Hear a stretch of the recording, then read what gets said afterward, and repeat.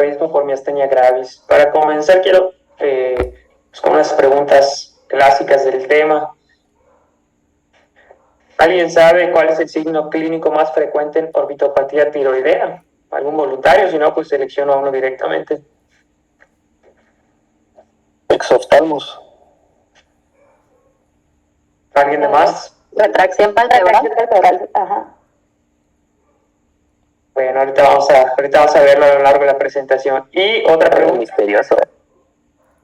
¿Cuál es el músculo más frecuente afectado en orbitopatía tiroidea? El recto inferior. Bien, vamos a ver si es cierto. Bien, pues, como tal, la definición de orbitopatía tiroidea o thyroid eye disease, como vamos a ver las siglas a lo largo de esta presentación, también llamada, o puede ser mal llamada, orbitopatía de Graves y orbitopatía asociada a tiroides. Vamos a ver que ocurre con frecuencia en el hipertiroidismo, hasta el 90%, pero no únicamente. También puede ocurrir en un paciente eutiroideo hasta en el 10%, en el caso de tiroiditis de Hashimoto, que es un tipo de autoinmune, en el 3%, e incluso en casos de hipotiroidismo primario ha sido descrito hasta en el 1%. Ahora bien, la enfermedad de Graves es un trastorno autoinmune en el cual la presencia de anticuerpo estimulante de tiroides se une y estimula el receptor estimulante de tiroides, lo que puede resultar en hipertiroidismo. La enfermedad de Graves pues tiene manifestaciones extratiroideas, de las cuales una de ellas puede ser la orbitopatía tiroidea. Por eso mencionaba al principio que pues no es tan bien llamada orbitopatía de Graves, porque no es la única entidad en donde lo vamos a ver. En cuanto a la epidemiología, una tasa de incidencia aproximada de 16.000 por cada 100.000 casos en el caso de las mujeres y de 3 en cada 100.000 casos por año en los hombres. Es más prevalente en mujeres hasta en un 5:1 y tiene un patrón bimodal en las mujeres de entre los 40 y 44 años y después entre los 60 y los 64 años, y en los hombres igual muy similar, entre los 45 y 49 años y otro pico entre los 65 y 69 años, con una mediana de edad entre los 43 años. Es 7 veces más frecuente en fumadores y después de los 50 años habitualmente tiene un peor pronóstico. También es más grave en los hombres y cuando son mayores de 60 años. En cuanto a las características, pues vamos a ver que la orbitopatía tiroidea es bilateral en el 85 a 95% de los casos, es decir, la mayoría de las veces, pero también puede ser unilateral hasta en el 5 al 15% de los casos. Entonces, si bien la mayoría de las veces es bilateral, cuando vemos un caso que es unilateral, no hay que descartar que pueda tratarse de una orbitopatía tiroidea. Con respecto al hipertiroidismo, vemos que en el 60 al 85% de los pacientes, ambas entidades van a ocurrir en un periodo aproximado de 18 meses, pero puede ser que los 6 meses antes del hipertiroidismo aparezca hasta en el 18%. Ambas coinciden o se presentan de manera igual en el 20%, o puede ocurrir también 6 meses después de que se presente el hipertiroidismo, es decir, no necesariamente tienen que presentarse al mismo tiempo las dos, sino puede ser antes o después en el contexto del hipertiroidismo. Cuando hay tiroides normal en el momento del diagnóstico de la orbitopatía tiroidea, el riesgo de desarrollar una disfunción tiroidea puede ocurrir en 25% en un año y hasta en el 50% a los 5 años. Todo esto los menciono porque muchas veces cuando vemos, sobre todo en el contexto de un paciente con exoftalmos y que pues, obviamente tiene afectados músculos extraoculares, y vemos hormonas tiroideas normales, muchas veces nos confundimos e incluso hasta descartamos que se pueda tratar de algo asociado a tiroides, pero ya vemos que pues no necesariamente. En cuanto a la fisiopatología, pues de manera pues muy breve, vemos que aquí el autor principal van a ser los fibroblastos orbitarios. Estos están estimulados la mayoría de las veces o más popularmente, como lo vamos a ver en la bibliografía, por los anticuerpos estimulantes de tiroides, pero no son los únicos. Hay otros también como los similares anticuerpos de símil insulina que también pueden estar relacionados, así como hay muchos otros que podemos encontrar en la literatura, que lo que hacen pues es activar estos fibroblastos orbitarios. A su vez estos fibroblastos pues generan una cascada proinflamatoria donde están relacionadas muchas citoquinas y otros mediadores de la inflamación. que llevan a dos procesos muy importantes. Uno, la lipogénesis, que es pues básicamente la estimulación exagerada de la grasa orbitaria, que esto nos va a llevar en última instancia a que se presente la proptosis y la expansión de la grasa orbitaria, que genera pues todos estos hallazgos a nivel de la órbita, y a su vez también una producción de glucosaminoglucanos, hialuronanos, proteoglicanos, entre otros, que lo que hacen es que modifican pues el músculo, haciendo que este se hinche y atrape agua. Por eso muy característicamente los músculos pues en esta entidad pues son muy grandes, son muy importantes el incremento de su tamaño. Y esto en última instancia, todo este proceso de glucosaminoglucanos, hialuronanos, etcétera, pues van a llevar más adelante a una formación de una cicatriz, es decir, a una fibrosis.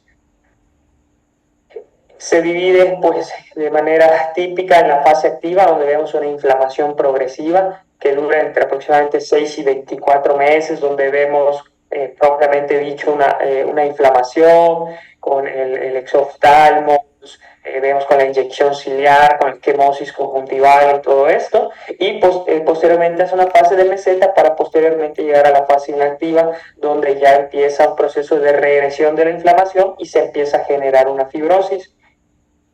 Puede ocurrir remisiones espontáneas en este periodo, es decir, en el transcurso de estos 24 meses, pero también cuando hay fases donde pues está parada la enfermedad, puede sufrir reactivaciones hasta en el 5 al 15%, muchas veces asociados a cirugías perioculares, altos niveles de estrés, mal control del hipertiroidismo, en el caso de que este sea el contexto, o también el hábito tabáquico está muy relacionado con las reactivaciones. Cuadro clínico, pues relacionado con todo este proceso fisiopatológico, vemos aquí de los más frecuentes, que como mencionamos al principio, el signo de Dalrymple, que es la retracción del párpado, es el más frecuente hasta en el 90% de los casos. Entre otros vamos a ver el signo de von Graf, que es el retraso del párpado superior a mirar hacia abajo, el exoftalmos también, que es muy frecuente, que ya mencionamos que puede ser unio bilateral, inyección de la conjuntiva vulvar en las fases inflamatorias, que se conoce como el signo de Goldschleicher, y pues lo que se trata esta clase, que es la afectación de los músculos extraoculares, donde podemos ver diplopias, estrabismos, el test de Bradley. ¿Qué es esto? Cuando la presión intraocular aumenta más de 4 milímetros cuando se hace la mirada hacia arriba con respecto a la mirada de frente, y esto es por la fibrosis del músculo inferior, que pues hace una presión en la órbita y que puede hacer que incremente la presión. Cuando esta presión es más de 9 milímetros de mercurio, sugiere, no es diagnóstico, pero puede sugerir altamente que se trata de una neuropatía óptica compresiva. Entre otros, pues quemosis conjuntival, la oftalmos y pues lo que ya mencioné, neuropatía óptica compresiva. Aquí vemos pues algunas imágenes pues como de lo más típico, ¿no? Vemos aquí fotos de exoftalmos, en la segunda foto vemos que está inyectada la conjuntiva, y pues en la tercera vemos que igual ya se trata de quemosis conjuntival. Ya entrando como tal a los músculos extraoculares o propiamente al estrabismo, vemos que en la clasificación de la Asociación Americana, la no SPECS, vemos que cuando ya involucra los músculos extraoculares ya nos habla de una clase 4. En cuanto a la clasificación de severidad de la europea, vemos que ya nos habla de afectación de los músculos extraoculares, o más bien de diplopia, desde una clasificación de LED hasta pues obviamente ya cuando es moderado o severa. Y bien, ahora sí, en cuanto a la afectación de los músculos extraoculares, como bien decían al inicio, el recto inferior es el más afectado en el 70% de las veces. De ahí, pues sigue el recto medial, aproximadamente en el 25%, el recto superior en el 5%, y ya de manera pues más rara el elevador, el recto lateral y el oblicuo superior. Hay un mnemoteño que es el Ames Law, que es para que no se nos olvide el orden en el que están afectados los músculos. Y aunque casi siempre están involucrados todos, pues sí se ha visto, tanto clínicamente como incluso tomográficamente, que la mayoría de las veces están afectados todos los músculos, pero sí hay una selectividad clínica, es decir, clínicamente pues es más frecuente que de manifestaciones el recto inferior. En cuanto a la presentación, pues la hipotropia va a ser la más frecuente. También puede haber presentaciones en endotropia y en exotropia, que es más raro, como lo vamos a ver ahorita, pero sí pueden haber en algunas ocasiones. Ya entrando en cuanto a la hipotropia, puede ser en uno o dos ojos, aunque habitualmente está más marcada en uno, y se debe a la fibrosis del recto inferior. como va a estar fibrosado este recto inferior, va a tener menos elasticidad, vamos a tener una limitación a la elevación hacia arriba y también puede estar hacia afuera. El Romero Apis comenta que puede estar acompañado también de una endotropia moderada, la mayoría de las veces menor a 15 dioptrías prismáticas. Muy característico que cuando intenta mirar hacia arriba, en lugar de elevar, suele aducir, pues por el exceso de fuerza que tiene que poner el recto superior para vencer esta limitación del inferior. Si quieres este fotograma que lo describa alguien. Exacto. Ajá, muy bien. ¿Algún voluntario o pues ya directamente digo?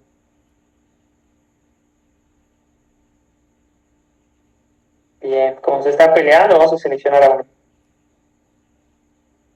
Les digo que Ana Yancy. Ok.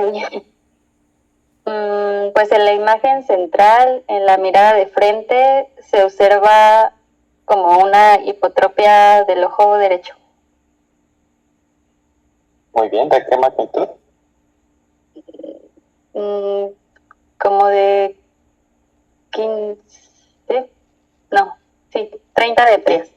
Perfecto, muy bien. 30 dioptrías prismáticas. Sí. ¿A la lateroversión derecha? A la lateroversión derecha se observa pues sería concomitancia porque sigue en hipotropia, sí. Pero pues sí alcanza, ¿no? Sí, muy bien. ¿A la lateroversión izquierda? Pues igual una concomitancia. Ok, ¿a la supraversión? A la supraversión hay una incomitancia por una limitación a la elevación del ojo derecho de -4. Muy bien, sí. Perfecto. ¿A la infraversión? A la infraversión hay una concomitancia. Muy bien. ¿Y te llama algo la atención en las miradas oblicuas? Pues sí, igual por ejemplo, en la supradextroversión, el ojo en abducción, en abducción, igual tiene una limitación a la elevación. A la elevación. Así. Perfecto. Okay. ¿En qué músculos estaríamos pensando cuando se quiere elevar el ojo en abducción?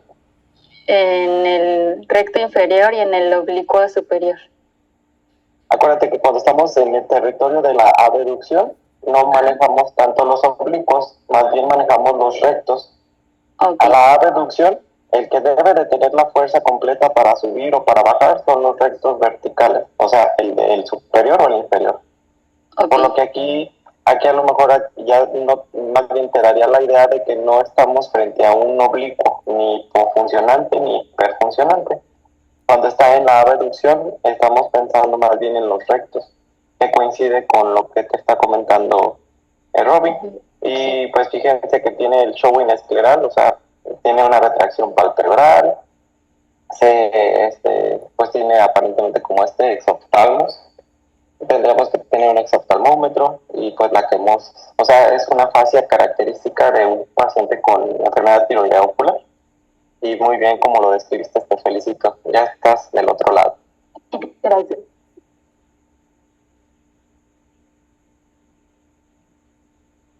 Bien. Bueno, si seguimos hablando de la hipotropia, aquí entra pues algo muy importante, las pruebas de inducciones forzadas.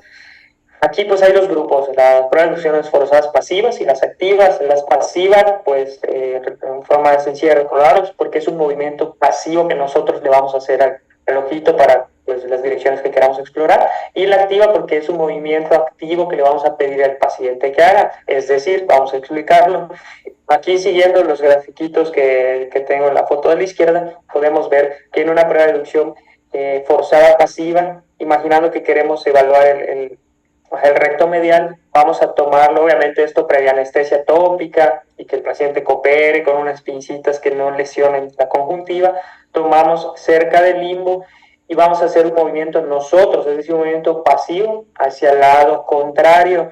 Vamos a decir que es positivo si sentimos una restricción y vamos a decir que es negativo cuando no hay una restricción, es decir, que lo podamos mover libremente. En cambio, en las pruebas de deducciones forzadas activas, vamos a la imagen de abajo, vamos a agarrar también cerca del limbo, como ya había explicado, pero le vamos a pedir al paciente que haga un movimiento del ojito hacia el lado que queremos evaluar. En este caso, pensando que estamos queriendo evaluar el recto lateral, siguiendo el gráfico, si nosotros sentimos que tiene movimiento cuando tenemos pinzado, quiere decir que sí hay una función. En cambio, cuando no sentimos el movimiento, pues no hay una función y decimos que fue una preaducción forzada activa negativa. Entonces, en el caso de la hipotropia por orbitopatía tiroidea, vamos a ver que va a ser la prueba de inducción forzada pasiva hacia arriba va a ser muy positiva. ¿Por qué? Porque el músculo recto inferior está fibrosado, no tiene elasticidad, entonces no lo vamos a poder llevar hacia el lado contrario, por lo tanto es muy positivo.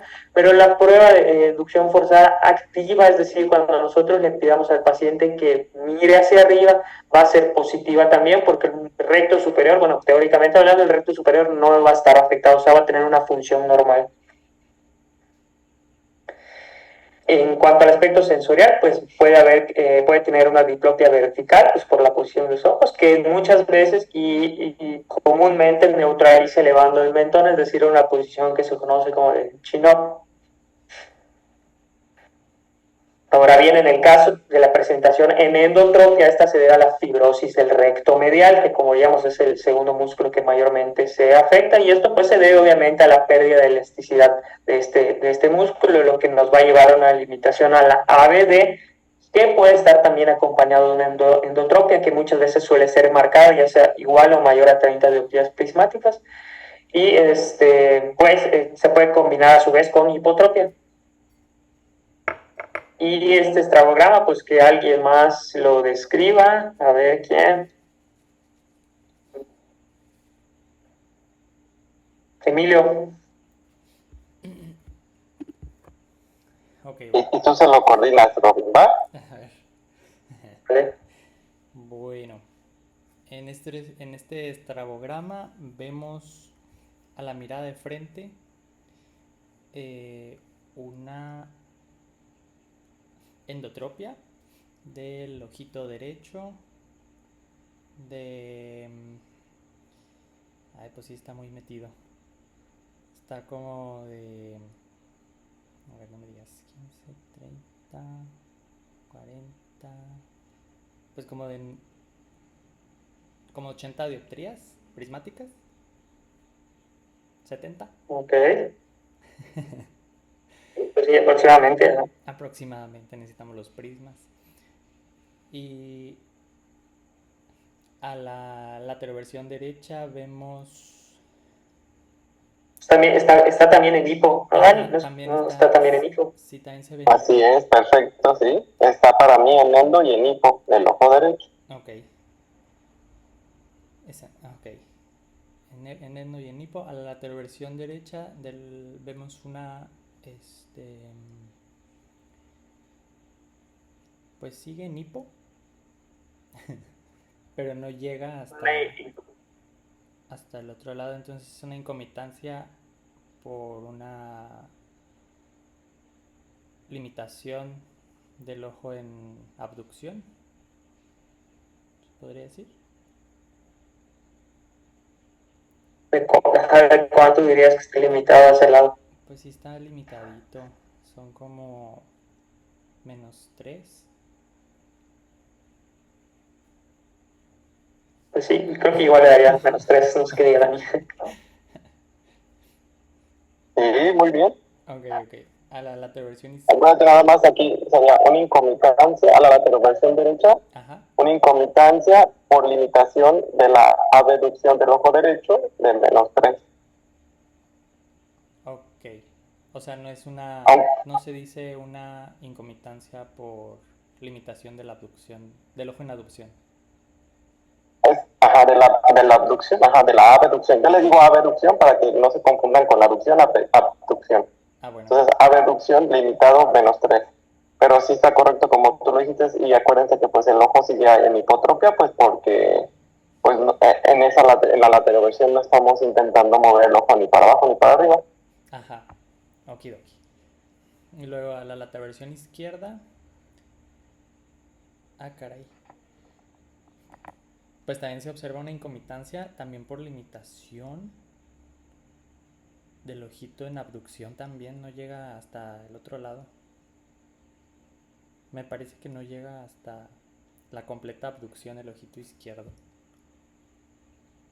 Pero una incomitancia por limitación a la ABD del ojito izquierdo, como igual como de -3, yo diría. Sí.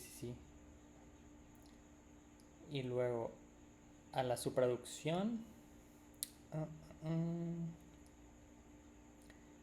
Igual una incomitancia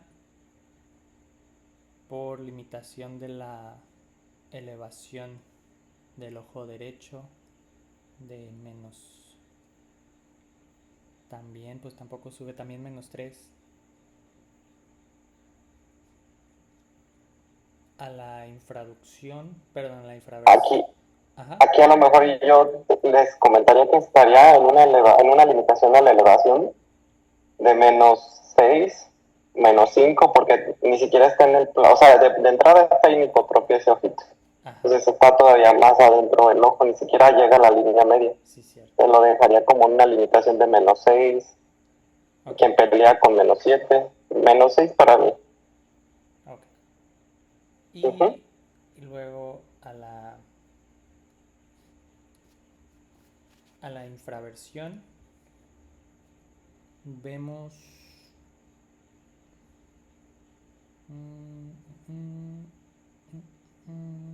una incomitancia por convergencia.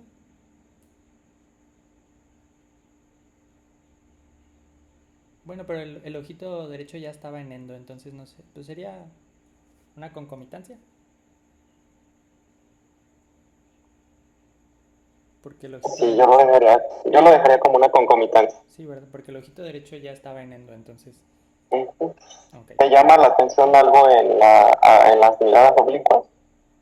Sí, en la supradextroversión, pues el ojito derecho también se presenta una incomitancia por limitación a la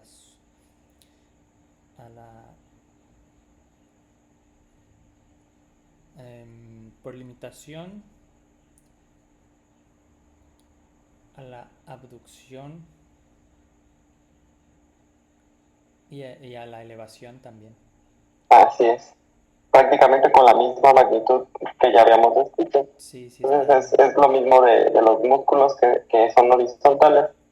Entonces acuérdense que las miradas oblicuas es más cuando queremos vigilar o ver el comportamiento de los músculos oblicuos. Y entonces aquí ustedes tendrían que poner un poco más de atención hacia los ojos que estén en abducción, que son los que pueden hiperfuncionar o hipofuncionar los oblicuos. Pero aquí como estamos en el tema tiroideo, pues limitan más bien los rectos. Entonces, pues vean que siguen la misma limitación hacia la elevación y abducción. Y en el caso de la abducción del ojo izquierdo. Ajá, sí. Muy bien. Muy bien, perfecto. Okay. Bien, bueno, aquí hay otro. Pues vemos aquí, pues lo voy a describir, que está pequeño. Yo en la mirada de frente, pues diría que está así, viéndolo como tal, donde cae el reflejo, diría que está en ortoposición, ¿no? Pero a la lateroversión, a la dextroversión vemos que tiene, pues hay incomitancia por una limitación como de -3 de la ABD. Y a la levoversión, bueno, fue la dextroversión, perdón, a la levoversión vemos que hay igual una incomitancia por limitación a la ABD igual de -3. Pues aquí pues igual ejemplificando pues la fibrosis del recto medial, ¿no? En este caso. Pues ya estás hecho. Y aparte, pues la hiperemia que tiene ahí en la carúncula. bueno, en el sector nasal, principalmente del ojo izquierdo, que luego es algo muy sugestivo característico de la tiroides. Ajá, exacto. Aquí pues no está tan congestivo, pero pues sí podemos ver algunas características. Y pues como comentábamos igual hace rato, en el caso de las pruebas de deducción forzada, pues la pasiva hacia afuera pues va a ser muy positiva porque está limitado, el recto medial está fibrótico, pero la prueba de deducción forzada activa va a ser también positiva porque teóricamente, obviamente esto es teórico, pues el recto lateral no va a estar afectado y pues en el aspecto sensorial puede haber una diplopia horizontal homónima. En el caso de la exotropia, como comentamos al inicio, es muy rara. De hecho, hay que considerar miastenia, que es lo que vamos a ver más adelante, sobre todo si está acompañado de ptosis. No quiere decir que en tiroides no pueda haber exo, pero pues hay que ser muy juiciosos, pues si van a estar sospechando algunas otras entidades. Y esto se va a ver pues, a la fibrosis de los rectos laterales, que va a llevar a una limitación de la ADD, de la aducción, y pues va a haber una exotropía marcada de mayor o igual a 30 dioptrías prismáticas, que también puede combinarse con hipotropia, pues porque siempre pueden combinarse con hipotropia, pues porque es el músculo pues mayormente afectado, el inferior. En cuanto a las pruebas de deducción forzada, pues cuando hacemos la pasiva hacia adentro va a ser muy positiva por la fibrosis del recto lateral, pero la activa hacia adentro va a ser positiva también, porque teóricamente el recto medial pues no va a estar afectado y puede causar también una diplopia horizontal cruzada. En cuanto a los estudios, pues idealmente se solicita una TAC, aunque también la resonancia magnética puede dar mucha información, pero pues el ideal es pedir siempre una tomografía. Vamos a ver los músculos engrosados hasta 10 a 20 veces su espesor normal, es decir, vamos a ver unos músculos enormes, están afectados en el 85% de los casos, e igual tomográficamente el recto inferior está en el 77% de las ocasiones, y es bilateral en el 75% de los casos también. Aquí de manera característica, y es hasta creo que una pregunta muy clásica, se afecta el vientre muscular mientras el tendón pues queda indemne, o sea, el tendón no se afecta. Esto pues a veces sirve como diagnóstico diferencial, sobre todo en las miostitis, que es donde el tendón sí se ve afectado. Como vemos aquí en las imágenes, pues arriba, en este corte axial, vemos como el recto medial pues está muy engrosado, está totalmente, es evidente que está engrosado de lo que está marcado con asteriscos. Y en esta imagen coronal vemos como los 4 músculos pues están igual, su tamaño 20 veces aumentado, ¿no? Y en la imagen de la izquierda, pues de igual manera vemos como clínicamente el ojo izquierdo es el más afectado, que corresponde también con las imágenes tomográficas, que el izquierdo es donde se ve más afectados o más incrementado el tamaño de los músculos. Aquí a lo mejor me gustaría como resaltar lo que acabas de decir porque es muy importante. Cuando el vientre muscular es el que está más afectado, se le puede llegar incluso a mencionar como el signo de la Coca-Cola. Es algo que van a escuchar como muy mexicano. Y entonces este signo de la Coca-Cola hace referencia principalmente al aumento del vientre muscular, no tanto de sus tendones.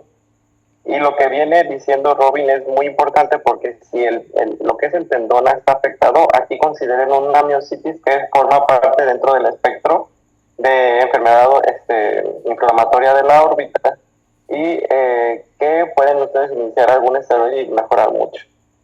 Algo también que les quiero agregar aquí es que en los pacientes en los cuales ustedes sospechen que es un enfermo tiroideo o que es una orbitopatía tiroidea, tienen que evitar en lo mayor posible que se le haga una tomografía contrastada, porque el contraste en la tomografía es con yodo. Y si ustedes le meten yodo a ese paciente, le pueden generar una tormenta tiroidea que puede terminar en un coma. Entonces tengan mucho cuidado cuando vayan a pedir una tomografía. Si piensan en un tumor o en alguna neoplasia orbitaria y piensan que puede ser algo tiroideo, no se arriesguen en pedir con contraste. Mejor un simple, ven cómo se comporta y si ya después tienen que hacerle un contrastado, pues adelante. O si tienen esa duda y quieren contrastarlo por la sospecha de algún tumor, que sea un unilateral, pueden pedir una resonancia con contraste con gadolínio. Ahí no pasa nada, ¿de acuerdo? Ok. Bien, en cuanto a los laboratorios, pues recordado un poco lo que dijimos al inicio, en el contexto de que estamos pensando que está asociado al hipertiroidismo, pues vamos a tener T4 y T3 elevado, también que viene acompañado de linfocitosis, colesterol bajo, creatinina alta y creatinuria que baja, pero no siempre van a estar. De hecho, pues creo que me ha tocado ver un par de casos donde vemos tiroides normales y como que ya todo el mundo se confunde, ¿no? Como que dice, ay, o sea, pues tiene la clínica, pero las hormonas están normales, ¿no? Descartamos o empiezan ahí como a confundir y a paniquear, pero pues si recordamos lo que dijimos al inicio, no necesariamente, aunque la mayoría de las veces no necesariamente siempre tienen que estar las hormonas elevadas, a veces pueden estar en tiroideos o muy poquito elevadas estas hormonas. Cuando hay esta duda o hay estos casos que queremos que hay hormonas normales o tiroideo, pero seguimos sospechando, pues también se pueden pedir anticuerpos microsomales que están presentes hasta en el 80% y o las antitiroglobulinas que están presentes en el 20%, y esto pues nos puede en determinado caso pues incluso hasta llegar a apoyar nuestra sospecha diagnóstica. En cuanto al tratamiento, aquí pues lo voy a mencionar de manera muy general, porque pues, igual hay muchas pautas y muchas indicaciones para el tratamiento, pero pues más, recordar más que nada la escala clínica del CAS, que un CAS mayor o igual a 3 nos habla de una actividad, que es precisamente donde tienen papel pues los bolos de corticoides, que es la primera línea para las enfermedades activas de moderada a severa, con una pauta de 500 miligramos de metilpredni por semana durante 6 semanas, de ahí se reduce a 250 miligramos por semana durante 6 semanas más, cuidando la dosis acumulativa que es de 4.5 gramos y no exceder los 7.5 gramos acumulados, y hay una tasa de respuesta pues moderadamente buena que está entre el 77 y el 89%. En cuanto al tratamiento quirúrgico, pues aquí sí, pues mencionar unas cositas más importantes. Las indicaciones, pues va a ser que haya diplopia, ya sea que sea permanente o que sea pues incapacitante para el paciente. Que tenga una postura normal de la cabeza, es decir, elevando el mentón, el chin-up, y más bien algo muy importante, que sea una enfermedad estable, aproximadamente de 4 a 6 meses es lo que más describe la literatura. Y con estable nos referimos tanto al estado tiroideo, en el caso que este sea el contexto, la actividad orbitaria y pues obviamente las medidas de desviación, o la magnitud de las desviaciones. El objetivo como tal va a ser eliminar la diplopia en posiciones funcionales, ya sea en posición de frente o en la infraversión, que pues es para la lectura, porque muchas veces pues no va a quedar, digamos, al 100%, van a haber ciertas posiciones donde pues no se van a eliminar pues las desviaciones o la diplopia, y pues obviamente mejorar la posición de la cabeza en el caso de que tenga una posición compensadora. Aquí es importante pues recalcar no operar cuando estamos en fase activa, cuando estamos en fase inflamatoria.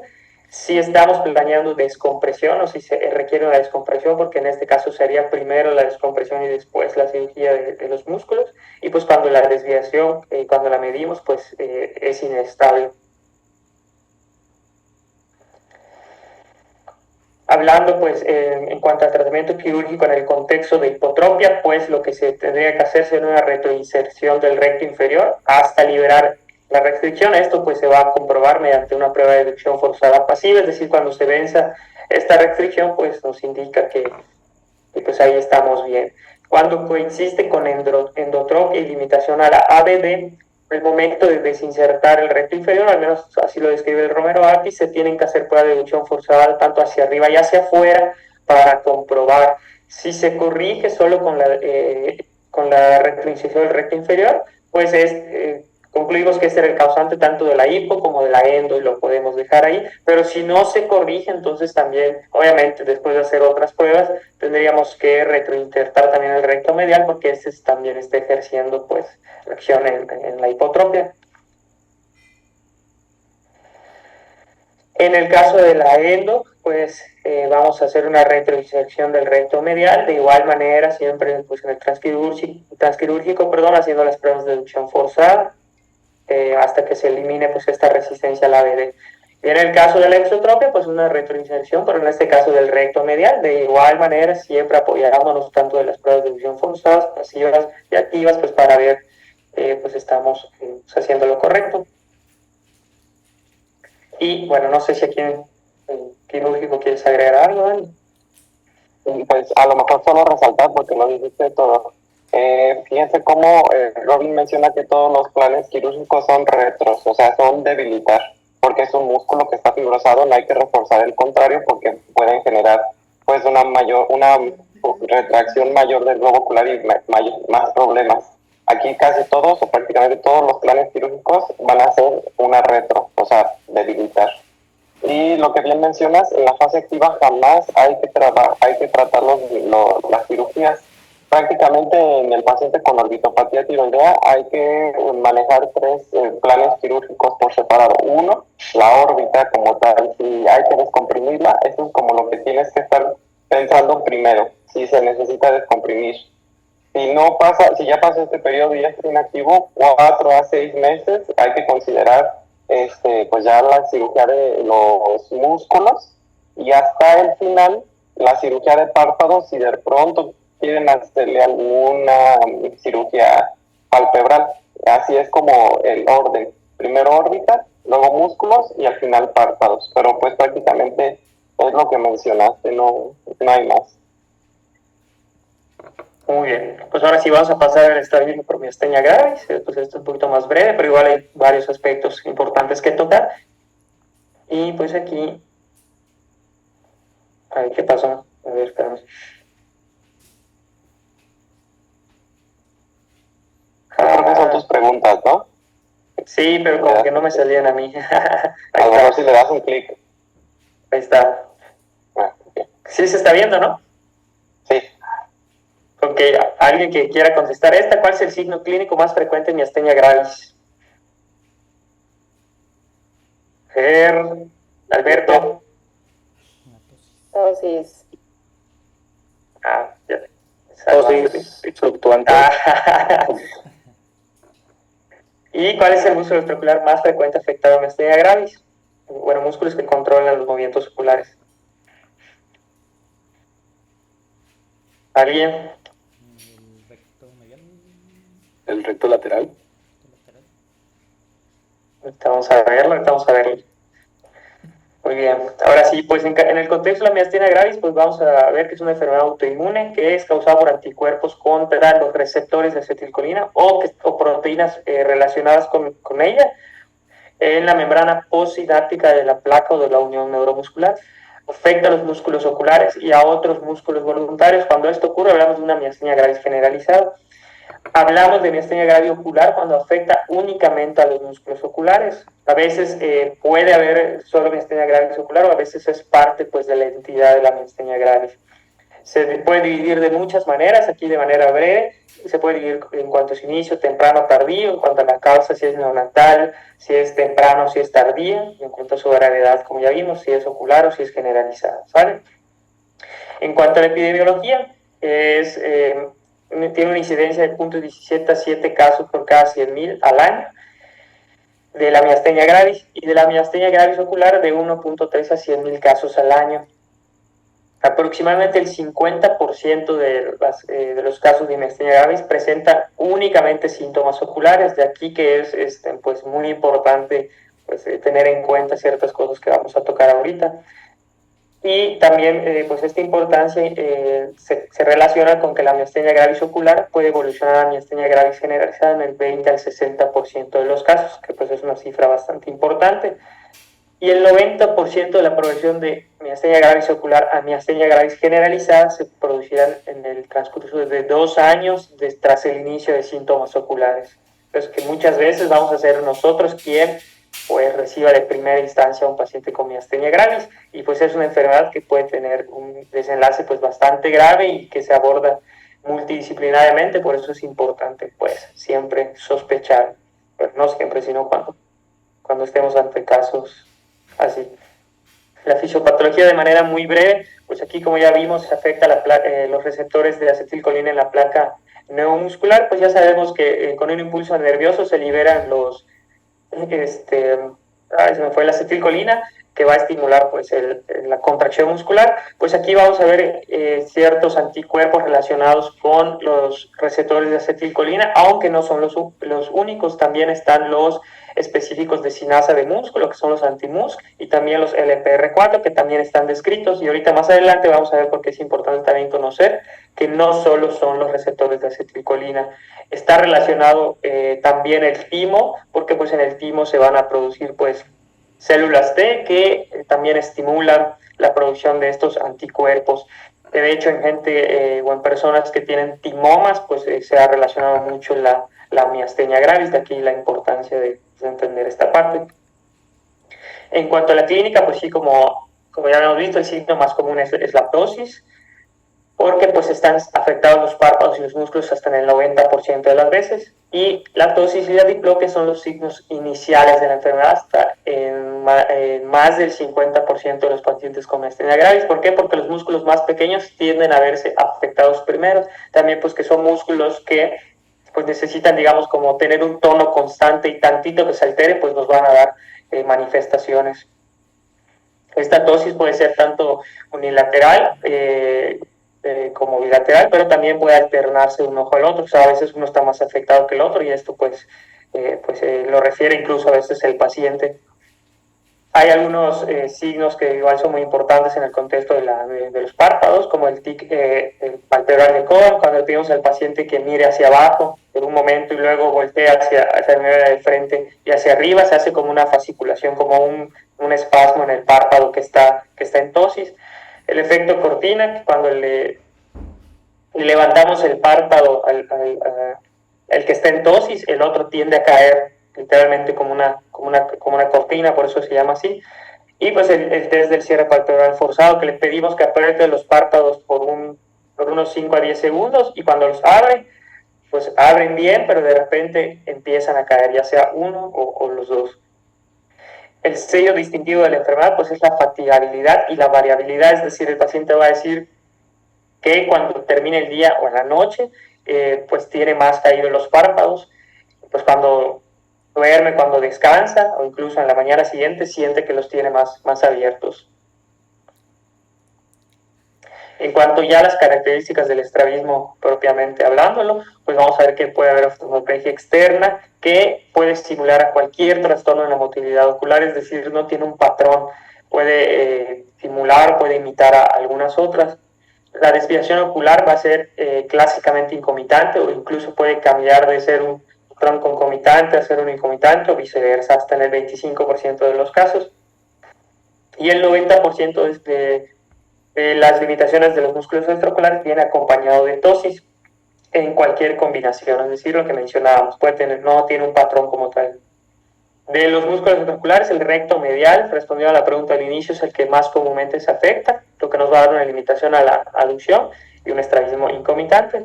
Muy importante aquí, no se afecta la pupila, es decir, los reflejos pupilares pues van a estar intactos, y hay que sospecharlo cuando vemos varios músculos extraoculares que están afectados y que tienen un patrón variable, es decir, que no se correlaciona con ninguna etiología.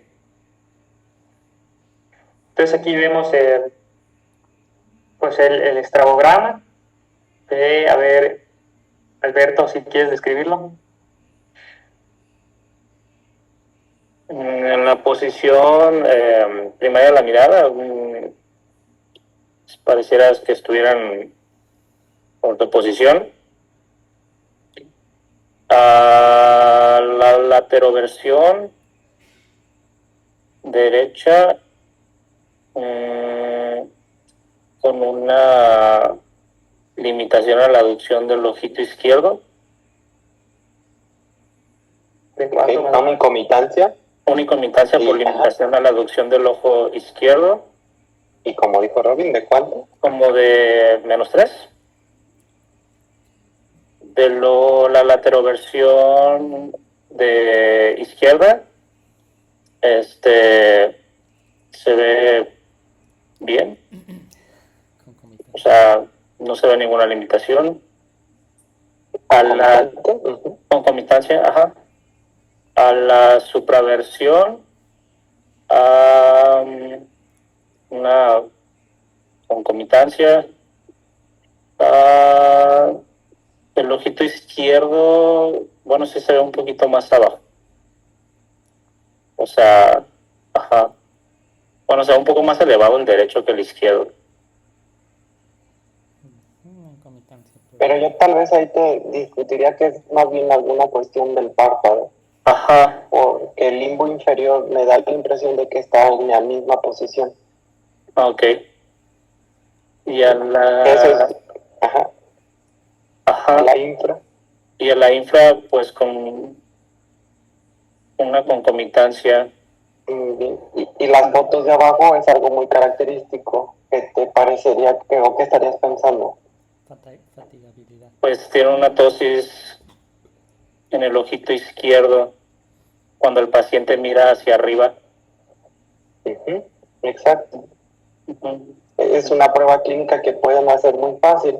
Le piden al paciente que sostenga la mirada hacia arriba y entonces se fatiga el músculo y se cae en el párpado. Entonces esto es algo muy, muy característico de la miastenia. Ok. Ok. Bien. Pues aquí también pues hay otro que, pues igual la mirada de frente vemos que está como en una EXO aproximadamente 15 Fishbel. Vemos que a la extroversión pues tiene una incomitancia por limitación del ojito izquierdo como de menos 3. A la levoversión igual tiene una incomitancia por limitación como de menos 3 del ojito derecho. Y vemos que hacia arriba, aquí igual hay una incomitancia por una, ¿cómo se describe aquí, Dani? Como una Divergencia. divergencia o como una... Pues fíjate que no sé. ahí a lo mejor yo lo consideraría que en la cuestión de la exotropia no es tanto que haga una divergencia, debido a que el ojo derecho, si te fijas, como que se mete más y el izquierdo se sale. A lo mejor esto es por un efecto de la exo que tiene.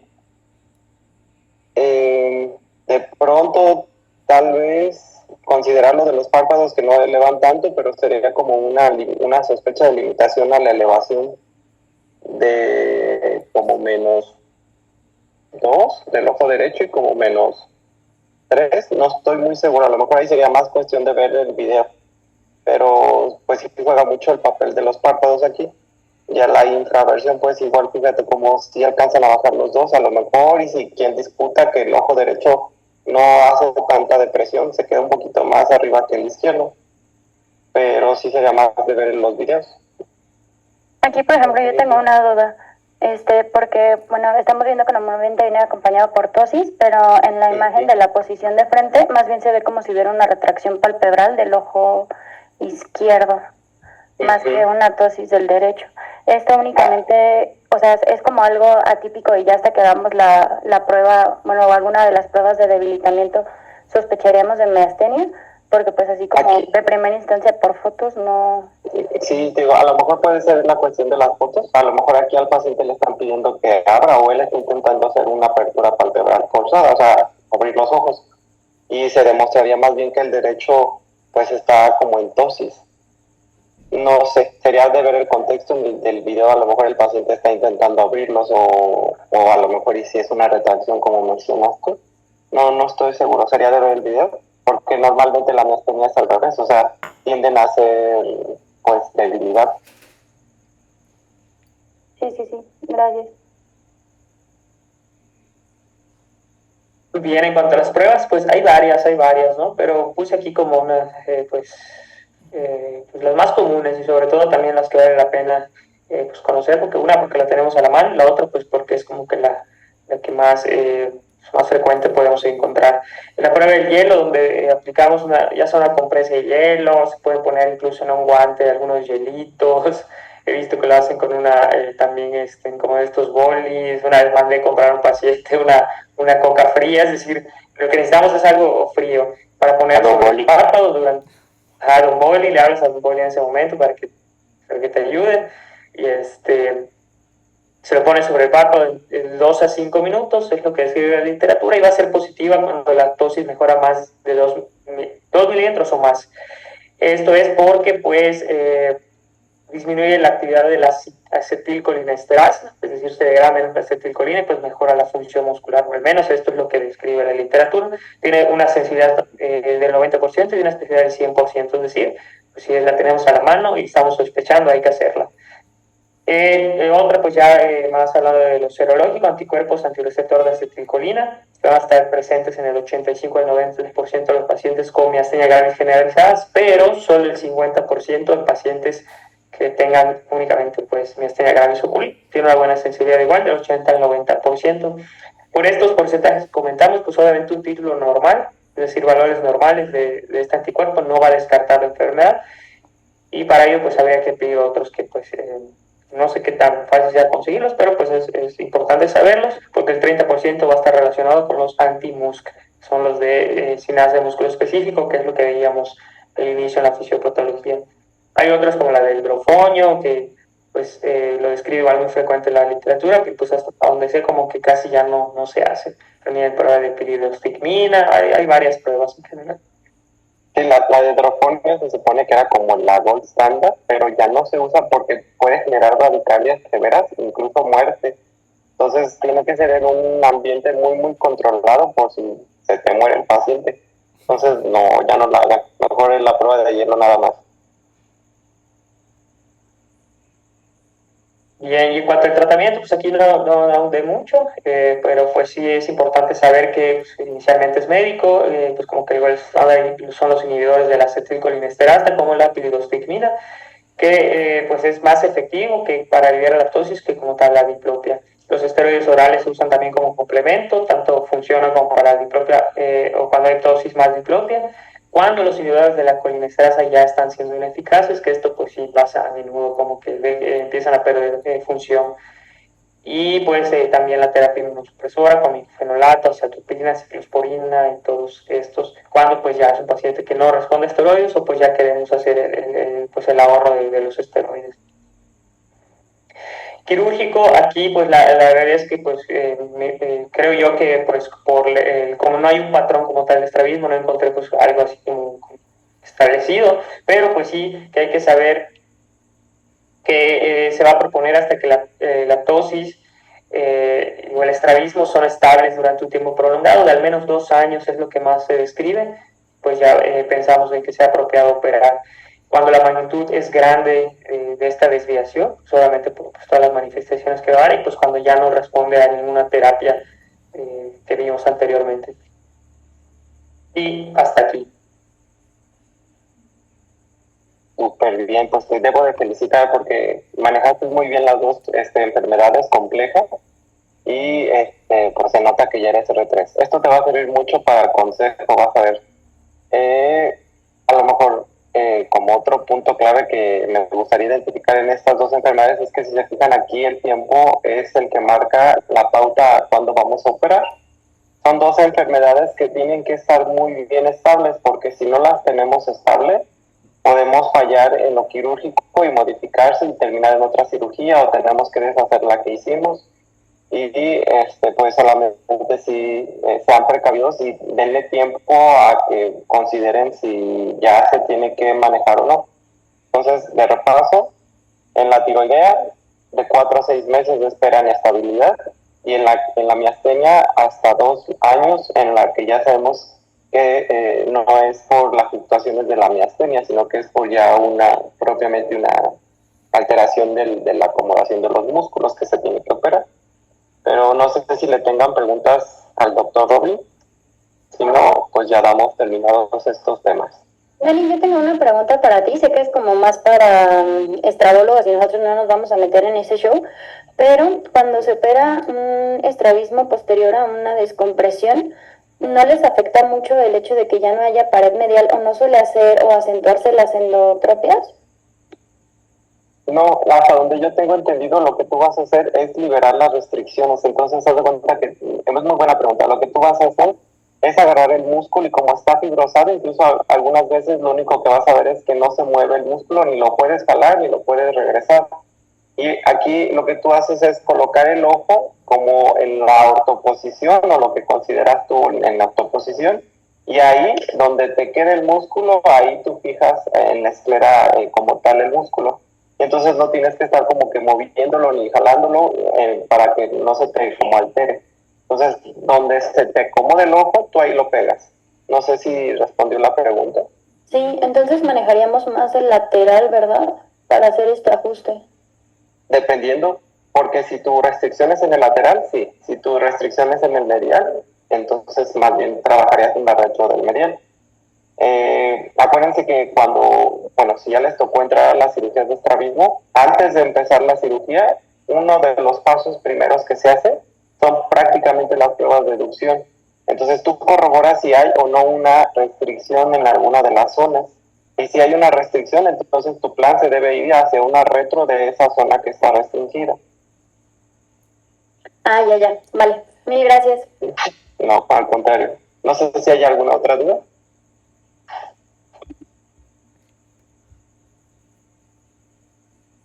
Todo bien, gracias.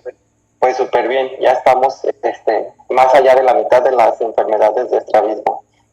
Ya se están haciendo expertos en la descripción y esto les va a ayudar mucho a cuando hagan el examen del consejo y cuando se enfrenten a pacientes con estrabismo. Pues muchas gracias, Robin.